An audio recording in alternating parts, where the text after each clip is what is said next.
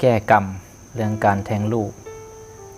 เมื่อเฮ็ดไปแล้วเราจะมีวิธีแก้แนวใดหลังจากที่อาตมาได้ตอบคำถามญาติโยมเพิ่นถามมา4คำถามเรื่องการแทงลูกว่าแทงลูกไปมันบาปบ่ขาน้อยก็ได้ตอบเพิ่นไปตามความเป็นจริงเนาะหลังจากนั้นก็ได้มาอัพคลิปลงก็ถือว่าเป็นประเด็นที่ญาติโยมทั้งหลายให้ความสนใจและก็ญาติโยมหลายท่านหลายคนก็ได้ถามคำถามมาเนาะก็หลายคำถามหลายหอยคำถามอาตมาก็ได้ให้สามเณรเพิ่นไปรวบรวมมาให้นะอ่านบ่หมดทุกคำถามก็ตอบทั้งหมดบ่ไหว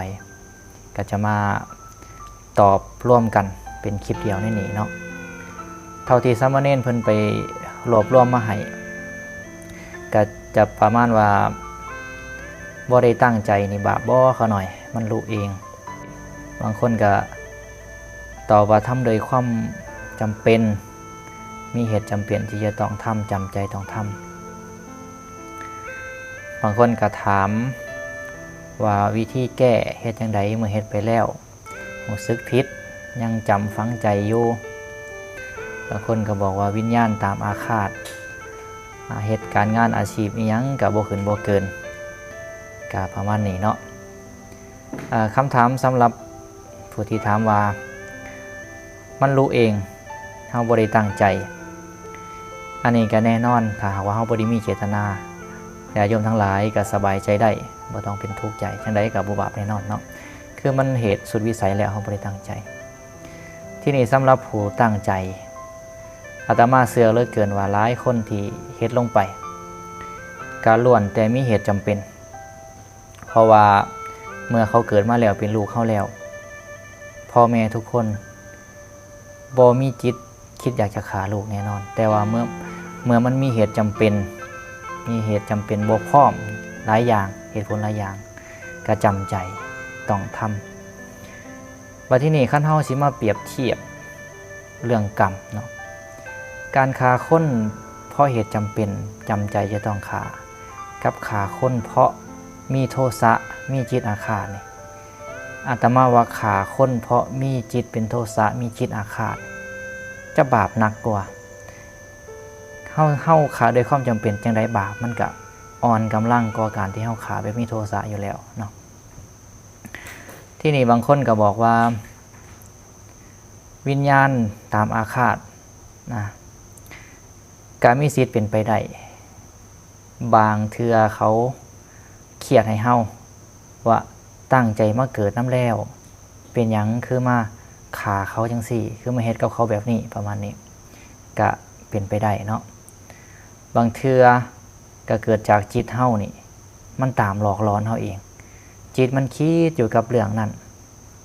มันก็คิดว่าเป็นวิญญาณตามอาฆาตนั่นนี่แต่ความจริงแล้วบางเทื่อจิตเฮา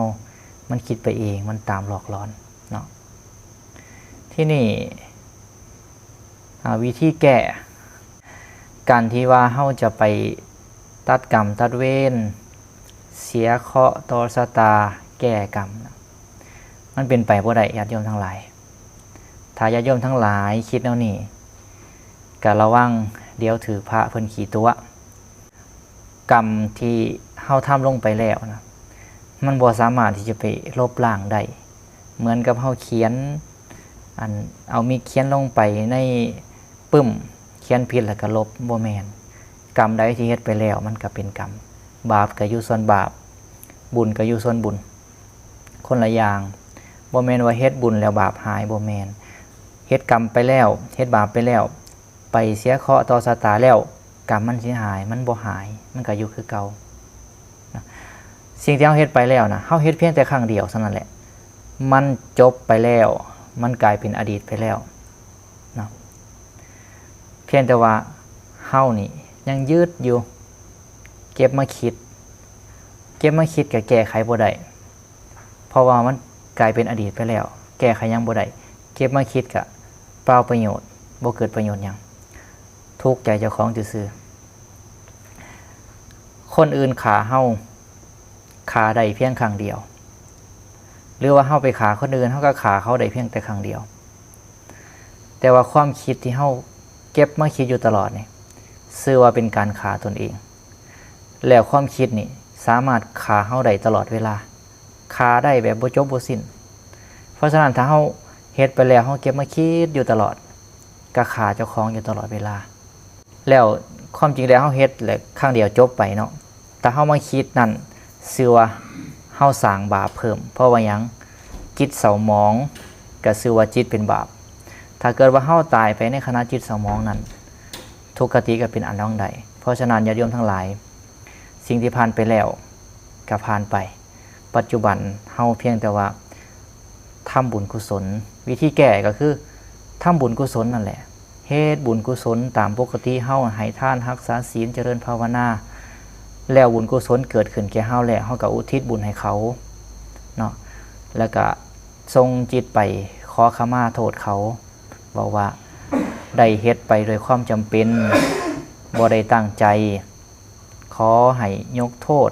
อโหสิกรรมให้บุญกุศลอันใดที่ได้เฮ็ดได้กระทำมาทั้งหมดก็ขอแบ่งให้ทั้งหมดเลยเฮ็ดบุญย่ำใดก็อุทิศบุญกุศลให้เขาตลอดและก็ระลึกในใจเสมอทรงจิตไปเนาะตั้งจิตเป็นสมาธิแล้วก็น้อมจิตไประลึกถึงเขาแล้วก็ขอขมาโทษเขาก็จะให้อภัยแล้วใจเฮามันก็จะสบายเฮาก็บ่ต้องไปคิดถึงเรื่องเหล่านั้นเฮ็ดบุญกุศลแล้วก็นึกถึงแต่บุญกุศลบุญกุศลก็จะทำให้ใจเฮานี่มันสบายที่นี่บางคนบอกว่าเฮ็ดอีหยังก็บ่ขึ้นบ่เกินเนาะเหมือนว่ามีลูกนี่มาจองเวรมันก็เป็นไปได้2อย่างนะบางเทื่อวิญญาณเขาตามอาฆาต2มาจิตเฮามันเศร้าหมองจิตเฮามันคิดเมื่อจิตคิดบ่ดีจิตมันเศร้าหมองเฮ็ดเวรเฮ็ดงานสมองมันก็บ่ปลอดโปร่งเฮ็ดหยังมันก็บ่เจริญเพราะฉะนั้นความคิดเหล่านี้เฮาต้องละมันซะญาติโยมทั้งหลายคิดไปก็บ่เกิดประโยชน์มีแต่ว่าเฮาพยายามให้ทานรักษาศีลเจริญภาวนาเฮ็ดบุญกุศลไปเรื่อยๆเรื่อยๆเฮ็ดยามใดก็อุทิศบุญอุทิศกุศลให้เขามันก็จะค่อยดีขึ้นเองเนาะส่วนเรื่องอดีตมันคนละส่วนกันไปปล่อยมันไปนะแล้วว่าที่นี่ถ้าเฮาจะมาเปรียบเทียบกันนะระหว่างขาลูกเนี่ยก็เหมือนกับซ้ำกับขาคนทั่วไปนั่นแหละมันบ่ได้เป็นกรรมนักพอที่จะห้ามสวรรค์กันพระนิพพานได้แต่ว่าถ้าขาพ่อขาแม่นี่อันนี้แน่นอนเป็นอนันตริยกรรมเป็นกรรมนักห้ามสวรรค์กันพระนิพพานขอเพียงแต่ว่าเฮาบ่ไปจมปักอยู่กับอดีตบ่ไปจมปักอยู่กับความผิดพลาดของเจ้าของเริ่มต้นชีวิตใหม่แล้วก็ตั้งใจให้บุญให้กุศลเมื่อจิตผ่องใสอาตมาเชื่อได้เลยว่าถ้าหากว่าจิตดวงสุดท้ายญาติโยมเฮ็ดจิตให้ผ่องใสระลึกถึงบุญกุศลตลอดสุคติก็เป็นอันหวังได้เนาะเพราะฉะนั้นก็มาตอบให้ญาติโยมทั้งหลายได้เข้าใจเพียงสำนี้เนาะว่าเฮาบ่สามารถที่จะไปลบล้างกรรมได้เพียงแต่ว่าเฮาเฮ็ดบุญกุศลในหลายแล้วบุญกุศลนี่เมื่อบุญกุศลหลายก็เปรียบเหมือนกับว่าเกลือนี่มันเค็มเนาะมันมีน้ำเกลือเค็มอยู่เฮาเทน้ำหลายๆลงไปถ้าว่าเกลือมันหายบ่หายมันก็ยังคือเก่าหั่นล่ะเพียงแต่ว่าปริมาณของน้ำนี่มันหลายขึ้นมันก็ทำให้เกลือน่ะเจือจางลงแต่ความจริงก็ยังอยู่แต่ว่ามันจางลงเนาะแทบจะบ่เค็มเลยบุญกุศลก็เช่นกันเฮาเฮ็ดบุญหลายๆสังสมบุญเพิ่มเข้าไปบาปก็ยังคือเก่าแต่ว่าบุญกุศลมันหลายขึ้นมันก็เหมือนว่าบาปมันมีผลนิดหน่อยนะเพราะฉะนั้นเนาะกะเมื่อเป็นเช่นนี้แล้วสำหรับญาติโยมทั้งหลาย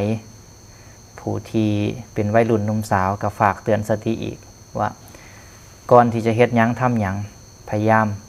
มีสติอยู่ตลอดเวลาระลึกถึงหน้าพ่อหน้าแม่ระลึกถึงชีวิตเจ้าของระลึกถึงลูกของเฮาเนาะเขาเกิดมาก็ต้องรับผิดชอบและก็ให้คิดเสมอว่าถ้าเฮาเฮ็ดบาปกรรมอันใดไปมันจะทุกข์ใจในภายหลังผู้ที่มีประสบการณ์ก็คงจะรู้สึกดีว่าเมื่อเฮ็ดผิดไปแล้วนี่มันฝังใจอยู่ตลอดเพราะฉะนั้นเมื่อรู้เช่นนี้แล้วก็พยายามอย่าเฮ็ดอย่าทำให้มันสร้างแต่บุญกุศล